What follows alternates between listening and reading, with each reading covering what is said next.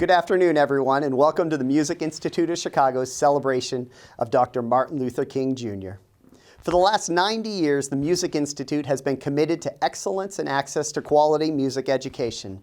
And we are so fortunate to have this wonderful organization headquartered right here in Evanston.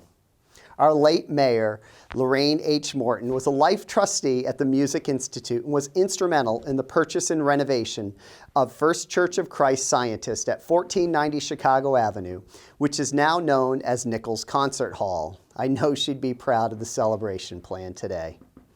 This afternoon's concert features performances by many talented musicians, including the Brotherhood Chorale of the Apostolic Church of God, students, faculty, and alumni of the Music Institute of Chicago, as well as students from the Chicago Musical Pathways Initiative. Martin Luther King Jr. celebration concerts are a long-time tradition at the Nichols Concert Hall, and I'm so glad that we can continue this tradition in a virtual format. Following a difficult and divisive year where systemic racism and equity were laid bare by the COVID-19 pandemic and acts of police brutality in our country, I can think of no better way to begin a new year, 2021, than coming together to honor Dr. King's legacy, to be inspired by beautiful music, and to be motivated to continue working for a better future. Thank you for attending and enjoy the concert.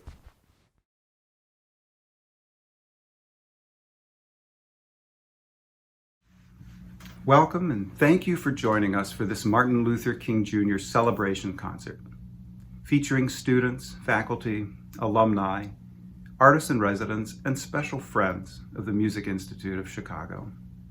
The Music Institute, a nonprofit community music school, was founded in 1931, just 2 years after Martin Luther King was born. Today, we celebrate his legacy and acknowledge the challenge of the work ahead in constructing a society free of racism. As an institution, we commit to making our resources representative of and accessible to the whole of our community. As part of this effort, we launched today a program called One Composer, One Community. Each year, we will focus intensively on the music of an underrepresented composer and highlight them in our teaching studios, classrooms, in community forums, and on stage at Nichols Concert Hall. The first composer to be featured is William Grant Still, an extraordinarily talented Black composer who, in his lifetime, was denied both recognition and reward. Today's program includes 2 works by Grant Still. I wish to thank the Chicago Community Trust, the 90th anniversary technology sponsor of the Music Institute of Chicago, Shore Incorporated, and the many musicians today who have shared their talents for little or no fee. So please enjoy the program and do visit musicinst.org to learn more, to volunteer, support, or otherwise become involved with the Music Institute of Chicago. Thank you.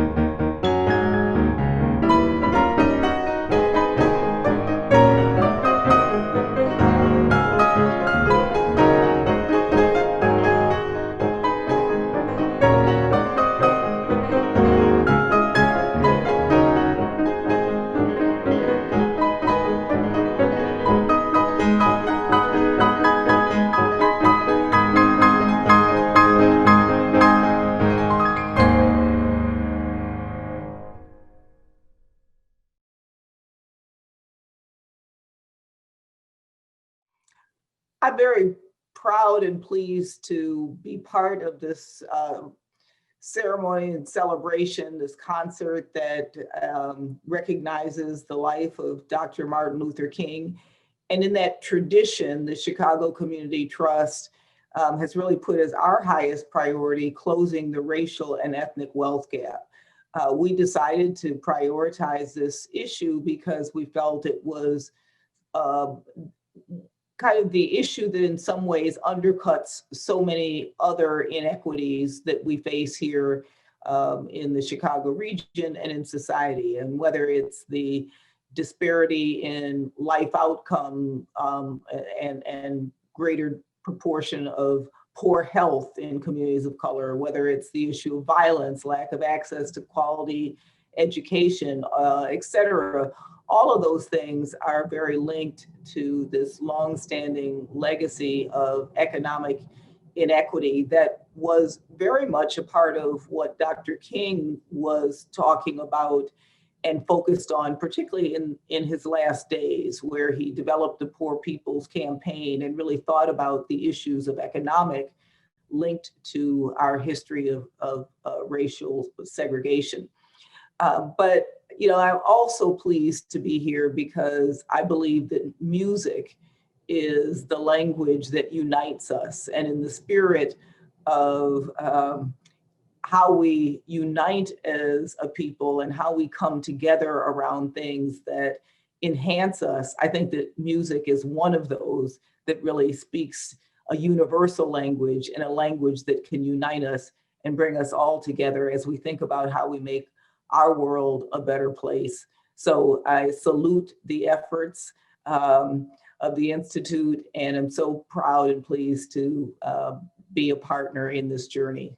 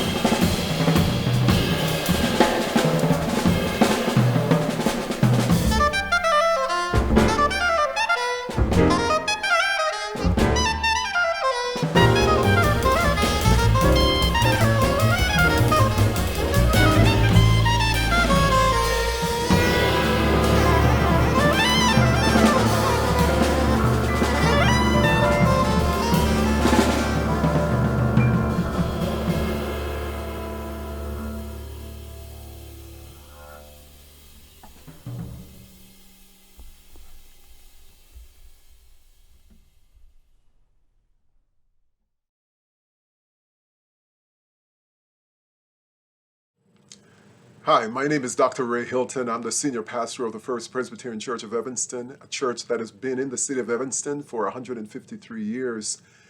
And I want to share a few words with you about the life of Dr. Martin Luther King and what it means to me. When Dr. King was assassinated in Memphis, Tennessee on April the 4th, 1968, I was a little boy of 8 years old growing up on the island of Kingston, Jamaica. And I can still remember his face and his name being splashed across what we call the Sunday Gleaner. And of course, I didn't quite grasp the significance of his life then, but based on the reaction of my parents and the adults around me, I knew that this man must have been pretty significant based on the reaction that I witnessed. As the years progressed and as I matured in age and intellect, I began to develop a relationship with Dr. King through his writings, of course, and reading books written by others about his life. And I thought to myself that if Dr. King were here today, what are some of the things he would celebrate? And what are some of the things that he would be concerned about? And I think that if Dr. King were here today, he would celebrate the fact that, at least in the most recent elections, so many of us got out and voted. And we could vote without fear, without threats, without any recrimination against us, because of his legacy and others, we have the right to vote. I think if he were here today, he would celebrate the achievements of African Americans in all sectors of American society, in areas of politics and art and medicine, in areas of education. If he were here today, he would still celebrate what the Black Lives Matter movement has accomplished, because when he was alive, he used a different word. We today say Black Lives Matter. He said back then, the somebodyness. He believed in the somebodyness of the Negro. And he said these words: we must maintain a sense of somebodyness and self-respect. One of the great tragedies of the system of segregation is that it so often robs its victims of a sense of dignity and worth. It tends to develop a false sense of security, a false sense of inferiority in the segregated. But despite the existence of a system that denies our essential worth, we must have the spiritual audacity, he says, to assert our somebodyness. We must no longer allow our physical bondage to enslave our minds. He who feels that he is nobody eventually becomes a nobody, but he who feels he is somebody, even though humiliated by external servitude, achieves a sense of selfhood and dignity that nothing in all the world can take away. If Dr. King were here today, he would celebrate the fact that love is still winning over hate. I still believe that love is the most durable power in the world, he said. Hate is a cancerous disease. Hate distorts the personality and scars the soul. Hate intensifies its existence in the universe. Hate seeks to annihilate rather than convert. Hate destroys community. Hate makes brotherhood impossible. And so he celebrated the way love wins over hate. And we must continue to persevere in that legacy. He would celebrate the fact that this summer, despite the horror of the summer of 2020, that so many of us, not just Black people, but people of all stripes, got out and marched and said, Black Lives Matter. Peaceful protest, civil disobedience, he said, influenced by the writings of Henry Thoreau, influenced by the legacy of Mahatma Gandhi. Peaceful protest, and the fact that we can still assert that right in America today. But if Dr. King were here today, I think there are some things he would be concerned about. He would be concerned that after all these years, the triple threats of materialism, militarism, and racism still is rampant today. If he were here today, he would grieve the murders of men like George Floyd on the streets of Minneapolis, Sandra Bland, young woman hanged in a jail. He would deplore the way in which Eric Garner's life was choked out of him. How a young boy, Tamir Rice, playing in a public park, was shot down like an animal. Trayvon Martin, just walking while Black, was killed. Breonna Taylor, sleeping in her own bed, was shot to death. Ahmaud Arbery, just jogging down the street, shot down like an animal. He would grieve the fact that after all these years, Black lives are still so expendable, it seems. Michelle Alexander wrote a very helpful book years ago called The New Jim Crow. And if Dr. King were here today, he would be shocked and outraged at the inequitable rate of incarceration of Black and brown people. And if Dr. King were here today, he would be concerned about the church that he so loved. He once wrote from a Birmingham jail that there was a time when the church was very powerful, in the time when the early Christians rejoiced at being deemed worthy to suffer for what they believed. In those days, the church was not merely a thermometer that recorded the ideas and principles of popular opinion. It was a thermostat that transformed the mores of society. And then he said these words, "The judgment of God is upon the church as never before." That if today's church does not recapture the sacrificial spirit of the early church, it will lose its authenticity and forfeit the loyalty of millions and be dismissed as an irrelevant social club with no meaning for the 20th century, and today we would say for the 21st century. We thank God for the legacy of Dr. King, and we don't want to put him on a pedestal just to be adored. We want to take up the mantle of his legacy and live it and embrace it and let justice roll down, as he often said, like a mighty river.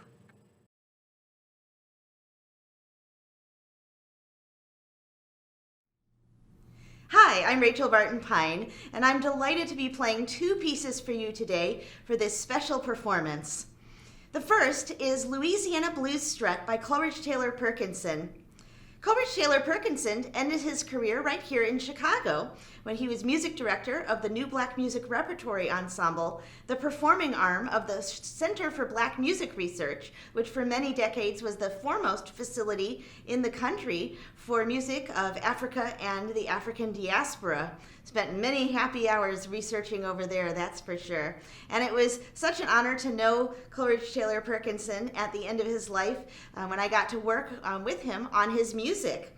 Now, Perk, as we all called him, was actually named after the great Victorian-era Afro-English composer Samuel Coleridge Taylor. Things were not as far along here in the U.S. as they were over in Europe, and so while someone like Samuel Coleridge Taylor was able to have a great career as a composer and violinist and conductor, there were not so many opportunities for African Americans in our own country. And so very often African Americans would form separate concert societies and classical music organizations, which they would often name Samuel Coleridge Taylor Societies. So Perkinson's parents decided to name their son after this musical hero who was celebrated by Booker T. Washington, W.E.B. Du Bois, and others. And little did they know that their son would become a composer himself. But of course, Coleridge-Taylor is a bit of a long first name, which is why he always went by the derivation of his last name, Perk.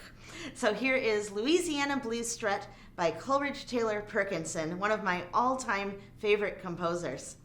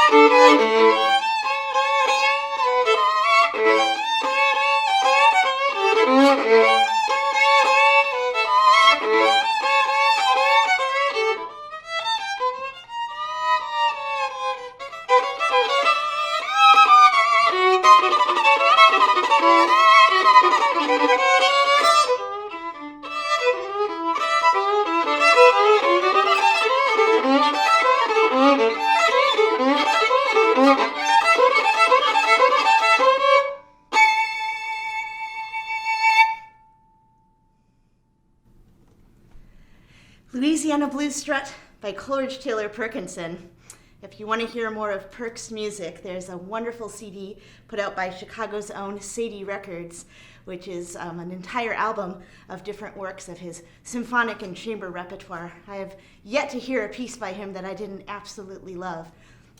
Well, here's another of my favorite composers, my dear friend Daniel Bernard Roumain.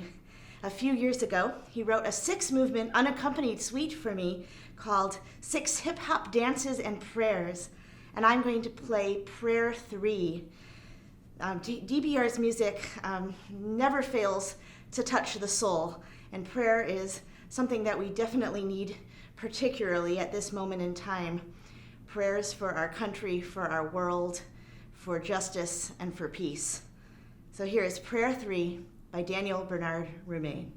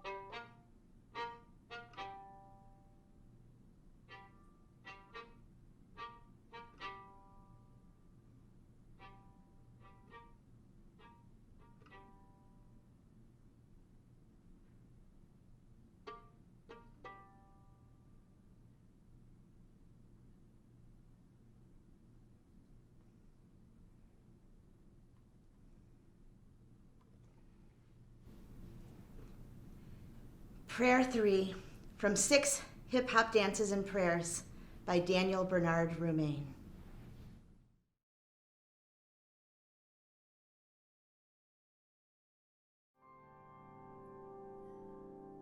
I stand here in tribute to a life lived in service to others, in service to African American dignity, honor, and humanity.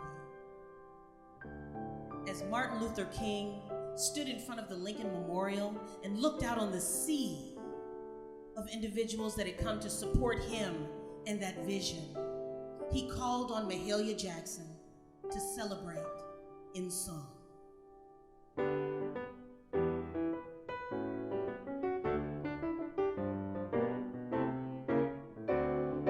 How I got over,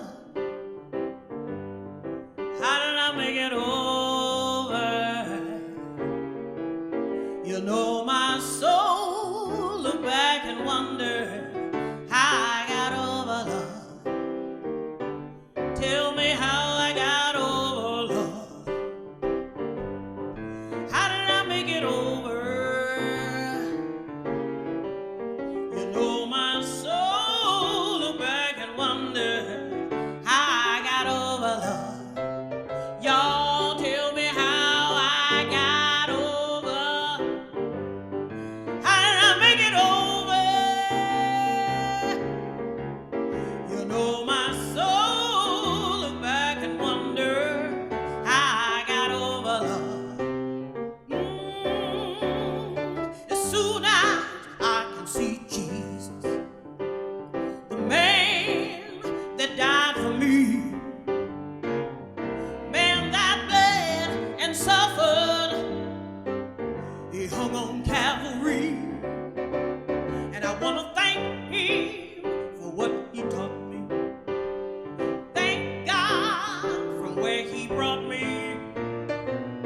Thank him for how he kept me. He never, never left me. And I want to thank God for old time religion. Thank him for giving me vision. I sing in his gospel choir. I'm gonna shout and not get tired. And I'm gonna thank God somewhere on his own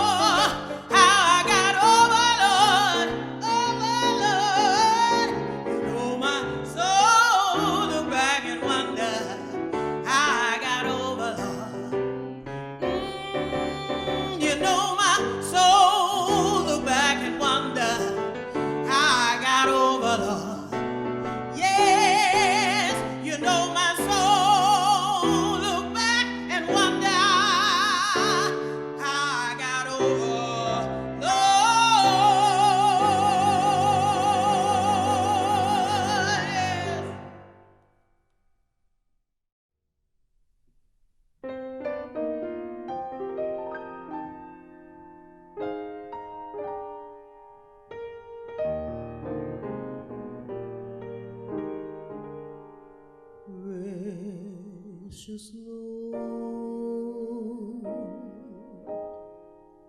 take my hand, lead me on, let me stand. I'm so tired. I am weak. I am worn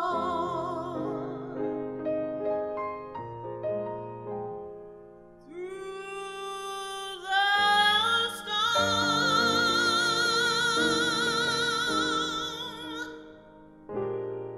through the night.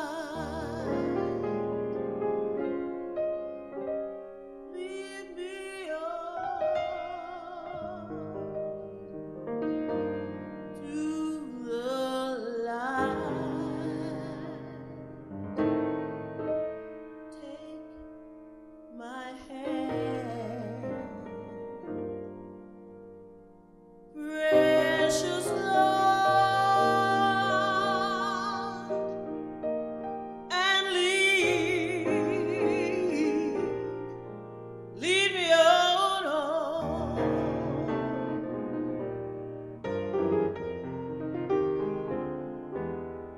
when my way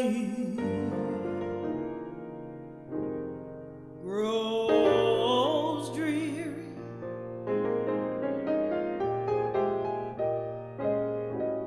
Precious Lord, linger, please linger near me. And when it seems that my life is almost gone,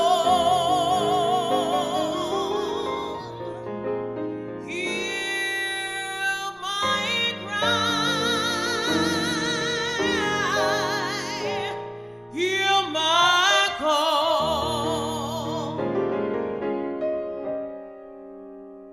Hold my hand, Lord, lest I fall. Take my hand, precious Lord, and lead me on.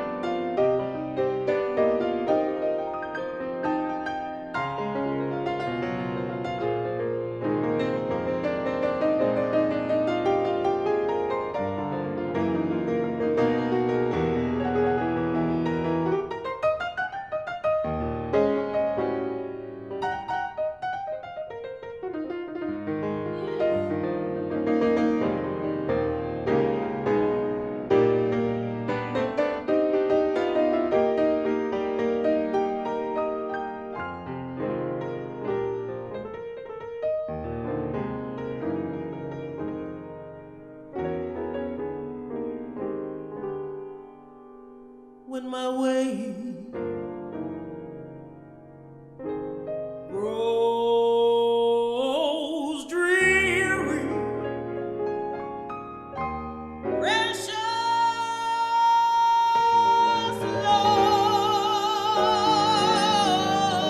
Lord, linger, please linger near me. And when it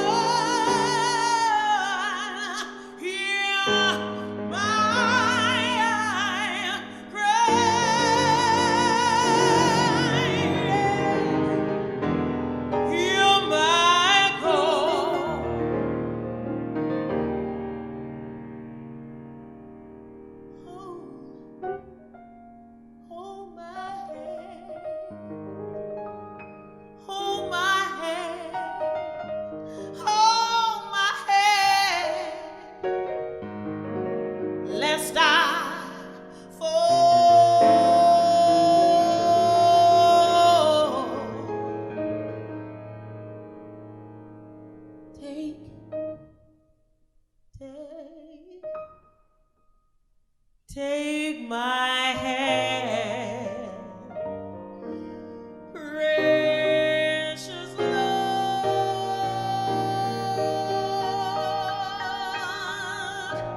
and lead me on.